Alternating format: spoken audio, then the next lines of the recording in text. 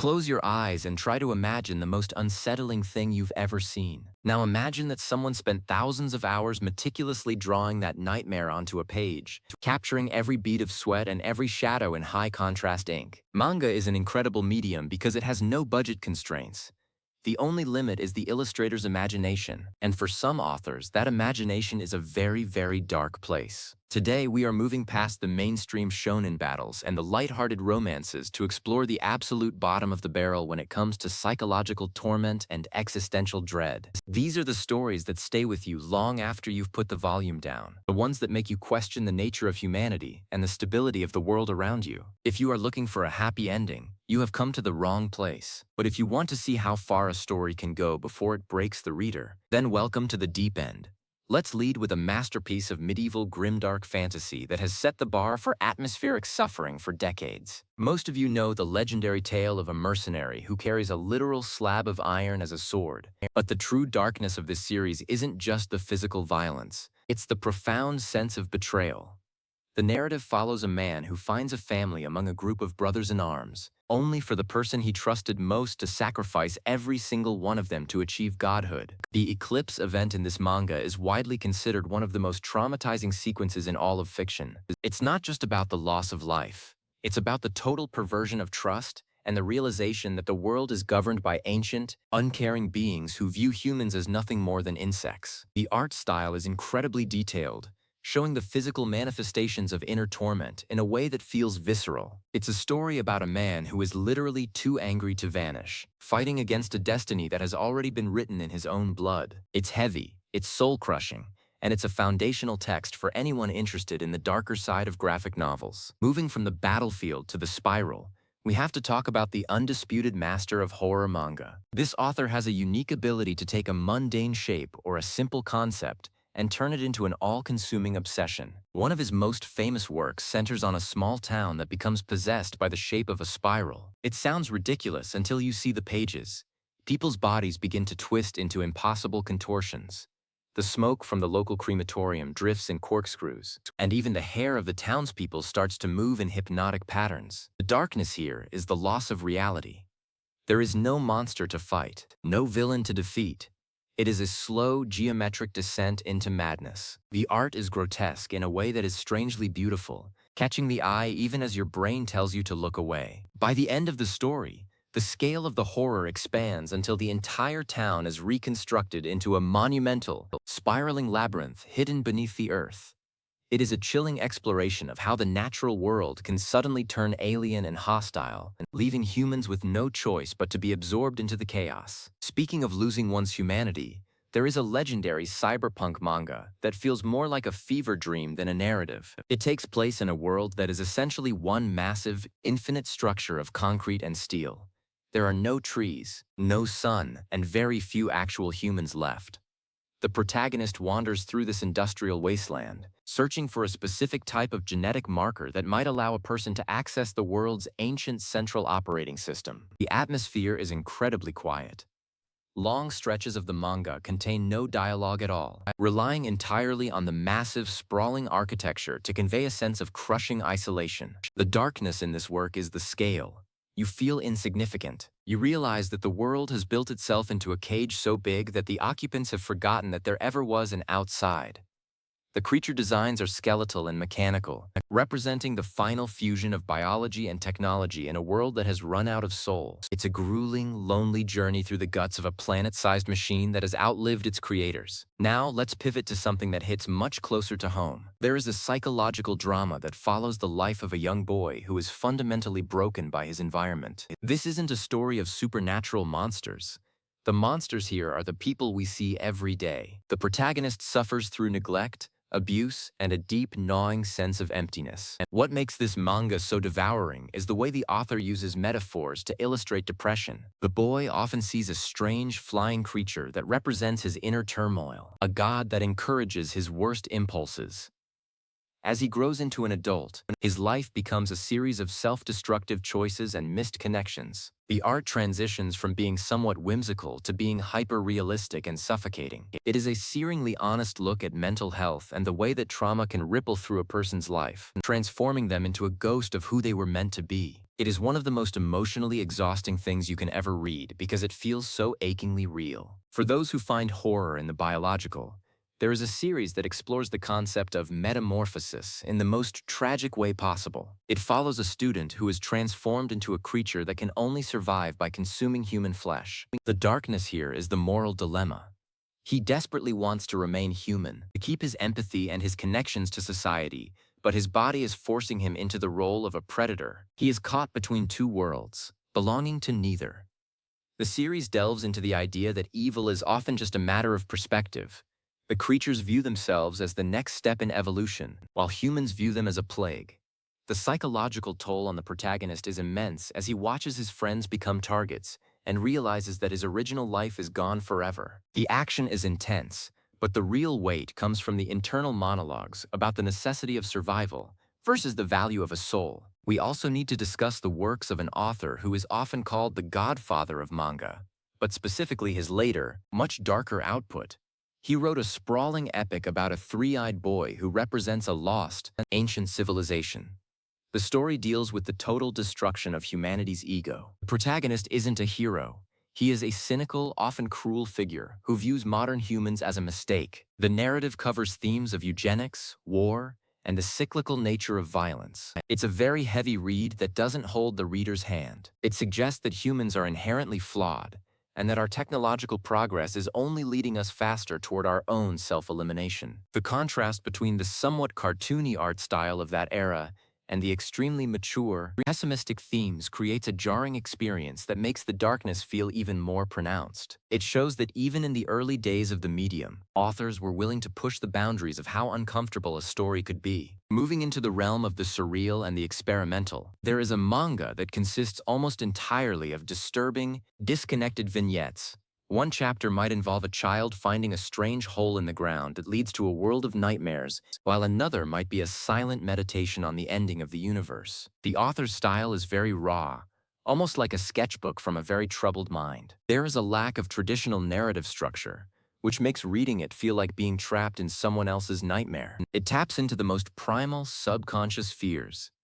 Fear of the dark, fear of being forgotten, and the fear that there is no meaning to our suffering. It is a challenging work that refuses to give any easy answers, leaving the reader with a lingering sense of unease that can last for days. Then there is the high-stakes psychological thriller genre, where a single game can determine the fate of thousands. Imagine a story where a genius student finds a way to pass judgment on anyone in the world just by knowing their name. While it starts as an attempt to create a utopia, it quickly devolves into a descent into narcissism and absolute power. The darkness here is the corruption of a good person. You watch as the protagonist justifies more and more horrific actions, viewing himself as a god who is above the law. The mental battle between him and the detective trying to catch him is one of the most famous conflicts in manga. But the true horror is seeing how easily the protagonist discards his own humanity in the pursuit of a perfect world. It's a cynical look at the human ego and the danger of giving one individual the power of life and nothingness over the rest of the population. Another significant entry in the darkest manga category is a series that takes place after a global conflict has left the world in ruins. A group of survivors lives in a massive crater, where they are subjected to horrific experiments by a shadowy government. The characters are teenagers who have been given psychic powers they cannot control, leading to massive explosions and the total destruction of cities. This work is a masterclass in scale and chaos. It captures the feeling of a society that has lost its way, where the youth have been discarded and the elderly are clinging to power through the use of technology they don't fully understand. The detail in the art is legendary, showing the slow-motion collapse of buildings and the visceral impact of the psychic battles. It is a story about the weight of the past and the feeling that the future is already a lost cause. Continuing on, we must address the intense world of high school social hierarchies taken to their logical, violent extreme. There is a manga where a class of students is taken to an island and forced to eliminate each other until only one remains. It's a brutal, nihilistic study of human nature under pressure. You watch as friendships that have lasted for years are shattered in seconds by the need to survive. The darkness comes from the innocence of the characters. These are just kids, and their transition into predators is agonizing to witness. The manga version of this story is much more detailed and psychologically taxing than its film or novel counterparts, giving each character a backstory that makes their eventual end feel like a personal loss. It's a searing critique of the competitive nature of society and the way that those in power view the lives of the young as expendable. Let's shift to the concept of unending punishment. There is a lesser-known but incredibly dark manga about a man who is cursed to live through every single one of his lives simultaneously. He feels the pain of every injury and the grief of every loss across thousands of different timelines. It is a dizzying, overwhelming exploration of suffering. The art represents this through distorted, overlapping panels that mimic the protagonist's fractured mind. It asks the question, if you could feel all the pain in the world, would you still want to exist? The darkness is the lack of an escape. Usually a story ends when the character does. But here, the character is trapped in an infinite loop of consciousness. It is a philosophical nightmare that uses the medium of manga to visualize a concept that is almost impossible to describe in words. Similarly, there is a series that deals with the idea of a body-swapping curse that ruins the lives of those involved. It's not a comedy, it's a tragedy about identity and the desire to be anyone other than yourself. The characters are constantly trying to steal the lives of others, leading to a cycle of betrayal and misery. It captures the extreme of human envy and the way that some people will burn everything they have just for a chance at a better life, only to find that the darkness follows them wherever they go. The art style is very clean, which makes the grotesque moments of transformation and psychological breakdown stand out even more. It's a subtle, creeping kind of horror that focuses on the ugliness of the human heart rather than external monsters. We have to mention a work that is essentially a long, slow meditation on the inevitability of decay. It follows a girl who is traveling across a dying world, visiting the remnants of human civilization. There are no grand battles or big revelations. There is only the quiet, cold reality that everything is ending.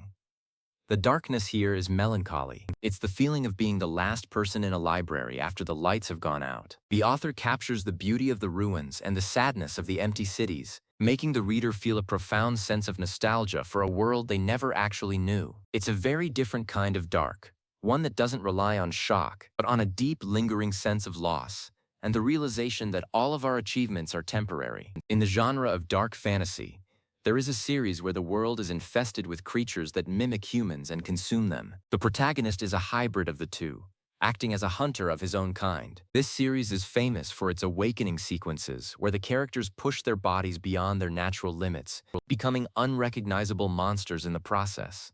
The horror is found in the loss of self. To gain the power to save others, the characters have to give up their humanity, becoming the very things they hate. The ending of this series is particularly famous for its uncompromising look at the cycle of violence and the price of peace. It's a beautifully drawn, high-octane story that never loses sight of the tragic nature of its world. What about the manga that deal with the horror of the mundane and the social?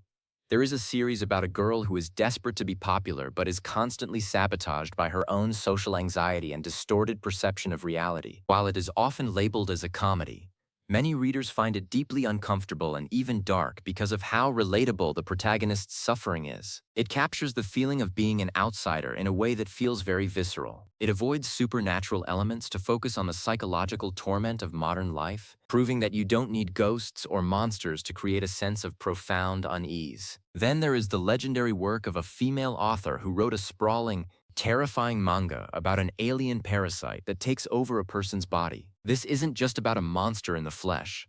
It's about the total erasure of the human soul. The protagonist has a unique relationship with the parasite that has taken over his arm, leading to a series of philosophical debates about what it means to be alive. The darkness is found in the clinical, cold way the parasites view the world. They don't have emotions or morals. They only have biological imperatives. Watching the protagonist slowly lose his ability to feel emotions as he becomes more like his parasite is a devastating arc. The series is filled with iconic, disturbing imagery of human faces opening up to reveal rows of teeth, symbolizing the hidden predators living among us. How can we talk about dark manga without mentioning a certain series about giant, humanoid beings that consume people without a clear reason?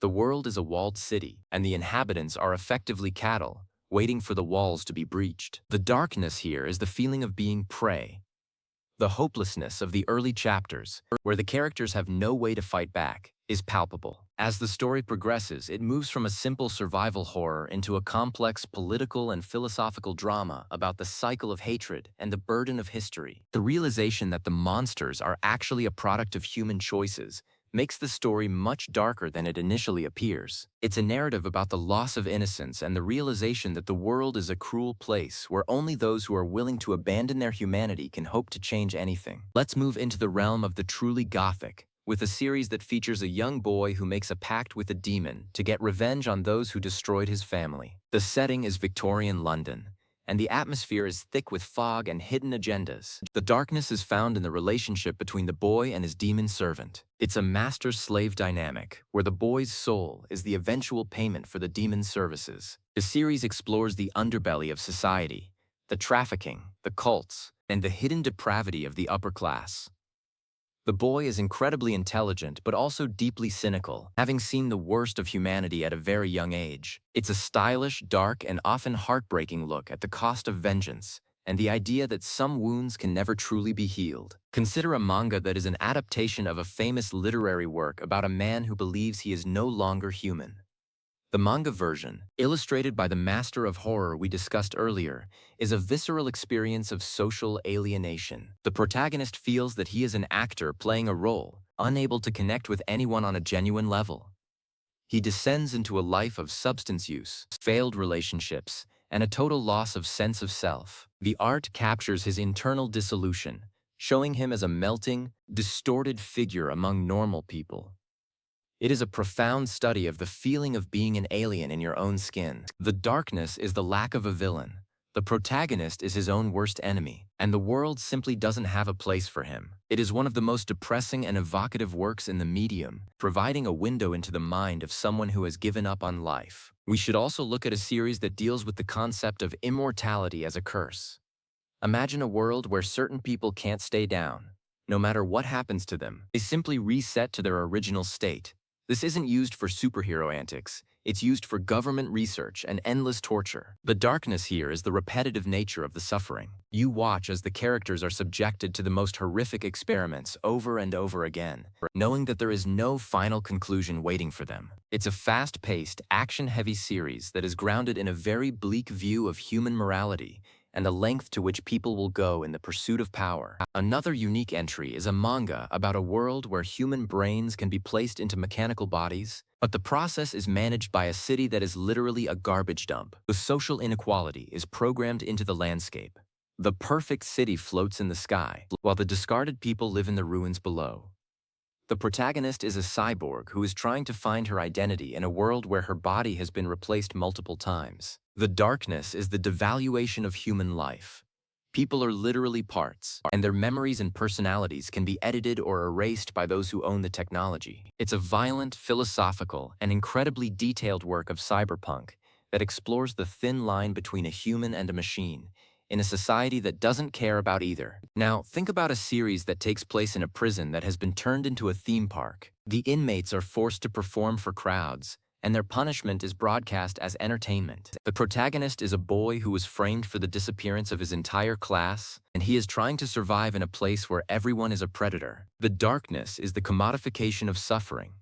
The fact that an entire society is watching and cheering as teenagers are placed in deadly scenarios is a biting critique of modern media and our own desensitization to violence. The art style is very vibrant and energetic, which creates a disturbing contrast with the horrific events taking place. It's a story about the loss of justice and the feeling of being trapped in a system that is designed to consume you for the amusement of others. In the genre of rural horror, there is a manga about a group of researchers who go to a remote island to study a strange flora, only to realize that the island is occupied by gods that are horrific biological abominations. The characters are transformed and absorbed into the landscape, losing their minds and their bodies to the ancient life forms inhabiting the area. The darkness is the feeling of being physically and mentally invaded. The art is incredibly lush and detailed, showing the fusion of humans and plants in a way that is both beautiful and terrifying. It's a story about the fragility of human knowledge and the idea that there are parts of the world that were never meant to be understood by us. Let's also mention a series that follows the last human in a world of monsters. He is a hunter who travels across a ruined landscape, with a heavy focus on the decay of civilization and the loneliness of the journey. The darkness is the exhaustion.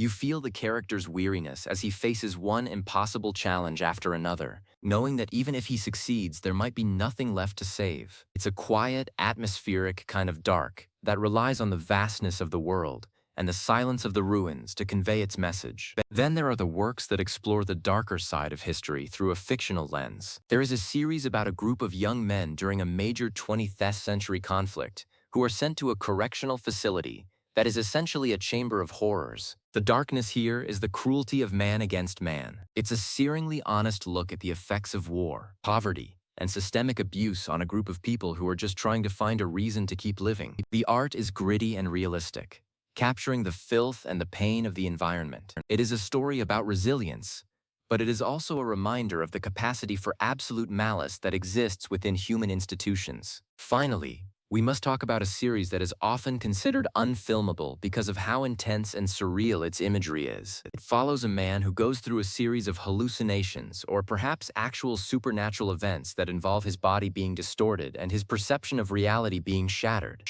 The art is some of the most complex and detailed ever put to paper, using patterns and textures to create a sense of visceral discomfort. The darkness is the total loss of a stable world. You never know what is real and what is a manifestation of the protagonist's fractured psyche. It is an immersive, overwhelming experience that pushes the medium of manga to its absolute limit, showing that the most frightening things aren't necessarily the ones you can see, but the ones you can't quite process.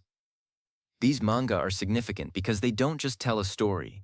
They provide an experience. They challenge the reader to look at the darker parts of our nature and the universe. They remind us that art doesn't always have to be comforting. It can be a tool for exploration, for confrontation, and for understanding the depth of our own fears. Whether it is through the lens of fantasy, science fiction, or hyperrealism, these authors use ink and paper to create worlds that are as profound as they are disturbing. When you finish one of these volumes, the world around you might look a little different. You might notice the shadows more, or you might find yourself thinking about the choices people make when they are pushed to the brink. This journey through the darkest manga isn't just about finding the most shocking images. It's about acknowledging the incredible range of the human imagination. These authors are willing to go into the void and bring back reports of what they found there, allowing us to face our own darkness from the safety of a book. Thank you for exploring these unsettling masterpieces with me. Remember, the stories we tell in the dark are often the ones that tell us the most about who we are when the lights are on. Be mindful of your own peace of mind, but don't be afraid to occasionally peek behind the curtain. There is a strange kind of beauty to be found in the darkest corners of the page, if you are brave enough to look. Stay curious, stay safe, and appreciate the fact that even in the deepest despair, there is an artist with a pen and a vision, making sure we are never truly alone in the dark.